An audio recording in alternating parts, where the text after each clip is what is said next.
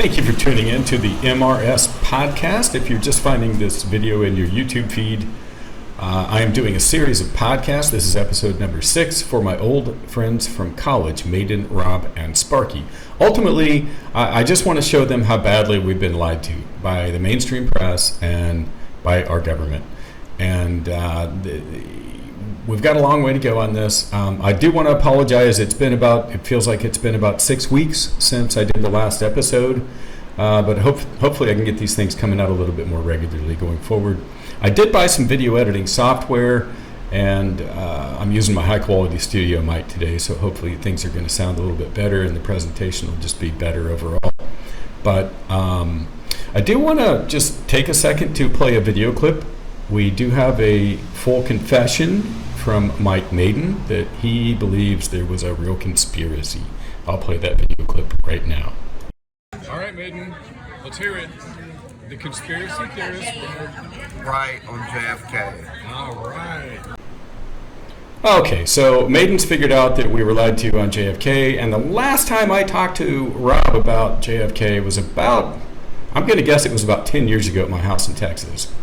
And Rob was just very adamant that we were not lied to by our government, and the story they gave us with Lee Harvey Oswald and Jack Ruby was the official story, no questioning that. But one thing I want to point out to you, Rob,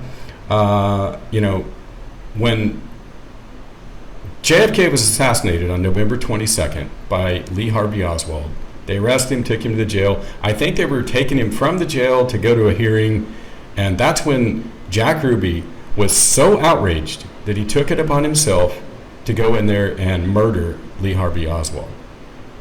Now, I think just the idea that some of these world leaders that have been freezing bank accounts and setting up COVID concentration camps and other things, nobody gets assassinated. And so the idea that somebody would, when Jack Ruby made the decision to go in there and do this, he knew he was going to get caught. He was doing the assassination at the Dallas City Jail. Cops everywhere, okay? He's not going to, shoot this guy and then run away and get away with it, okay? So Jack Ruby was so outraged that he went in there and did this, and he knew he was going to go to prison for the rest of his life if he didn't face the death penalty. And, one thing about that is it was the first ever actual murder of a human being ever broadcast on live television. Prior to that, it had never happened before. It was a first. And so you can Google that. You can fact check me on that. That was broadcast on live TV. Now, the problem with the whole story is it was like 2 days. I think JFK was assassinated on the 22nd, and I think Ruby assassinated Oswald on the 24th. Okay, and the problem with that is back in 1963, the way they would do it is they would go down and they would film it, with this on-the-shoulder video camera, and then they would literally have to drive the film all the way back to the main office where they did the nightly news and all that stuff, where they had all the wiring and antennas in place, and then they would broadcast it aerially over the antennas, which is how most people, I don't even know if they had cable TV back in the early 60s. But that's how it worked. And the only exception to that was if you wanted to do a live remote, say, for example, the Rose Bowl Parade, the Thanksgiving Day Macy's Parade in New York, or the Cotton Bowl, if you wanted to have a live remote, you had to order what's known as a T1 circuit from the phone company. Now, I worked in telecom back in the late 90s, early 2000, and I can tell you right now that if you ordered a T1 circuit from the phone company in 1999 or 2000, you're looking at, if you could get that installed in under 3 weeks, you're really lucky. I mean, it's a month to get those things ordered and installed. So the question is, and in the 80s they came up with a microwave point-to-point transmission, which requires line of sight. That's those big trucks, and I'll put a picture of it on the screen for you to look at. That's those big trucks, and they would literally have to have a line of sight between the remote truck and the main news headquarters, where they had a receiving dish up there. So point-to-point microwave transmissions didn't come along until the 80s, but in the 60s early 60s, you would have had to order a T1 circuit. And I can tell you, after working in the phone company, what would the sense of urgency have been to, hey, we need to get, whatever department of the government to get on the phone with Ma Bell and say, hey, we need this circuit installed immediately. How would they have known anything exciting was going to be going on at the jail when they transferred him? I guess they were transferring Oswald from the jail to probably a court for a hearing, would be my guess. And that's when Jack Ruby assassinated him. The whole story makes absolutely no sense. And Maiden, I'm proud of you that you were able to figure out that JFK was a complete fabricated lie.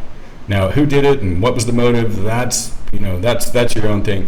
But at least we're able to determine, hey, we were lied to, and that's a huge step forward, right? I'm proud of you guys, at least Maiden, and I hope Sparky is on board with that one too. I don't think Rob was, at least the last time I talked to him. Let me know, text me, and let me know what your thoughts are on JFK.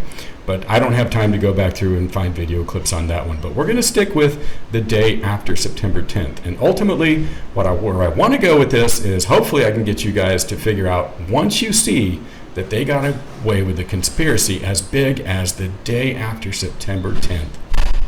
I mean, by the way, just getting away with JFK, that is a massive, massive conspiracy. I mean, the people you would have had to have lined up to make that whole thing happen, unbelievable. But and that is nothing compared to the day after September 10th. So I'm going to play a video clip for y'all that I think proves that we were lied to about the day after September 10th. And I'll play the video clip and then we'll talk about it again.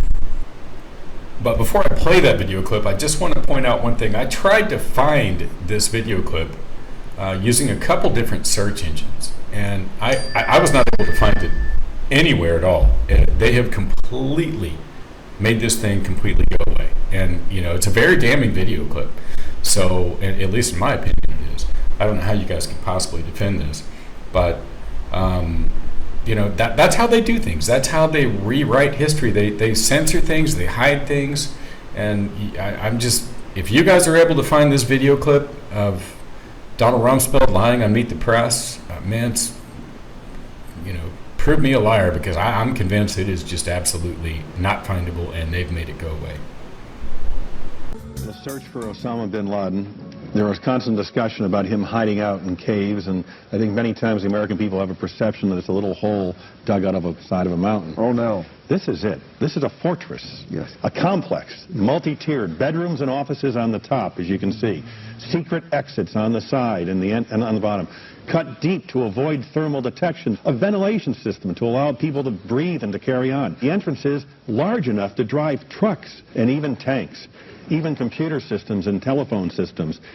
It's a very sophisticated operation. Oh, you bet. This is serious business. And there's not one of those. There are many of those. For days, the Americans bombed the mountains at Tora Bora with the most powerful weapons they had. The Northern Alliance had been paid more than $1 million for their help and information. And now, their fighters set off up the mountains to storm bin Laden's fortress and bring back the Al-Qaeda terrorists and their leader. But all they found were a few small caves, which were either empty or had been used to store ammunition. There was no underground bunker system, no secret tunnels. The fortress didn't exist. Oh, you bet. This is serious business. And there's not one of those. There are many of those.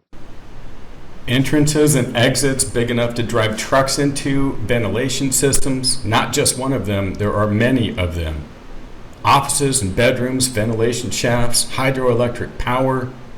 I assume they had plumbing. I don't know where they would have flushed their sewage out to, but I mean, this is just absolute lies and propaganda. I mean, if you think for a minute that if they knew who did the day after September 10th, who masterminded that, and you don't think they would have sent the Navy SEALs in there to gun those guys down immediately? Anywhere in the world. It wouldn't have mattered if they were in Russia, China. It doesn't matter. Anybody that did that crime would have been assassinated and taken out by the Navy SEALs. Either brought back and stood for trial in a normal world, or just absolutely murdered if they knew that these people did this. But there were no underground offices and caves. Come on. This is just absolute lies and propaganda, and you guys have to be able to see that.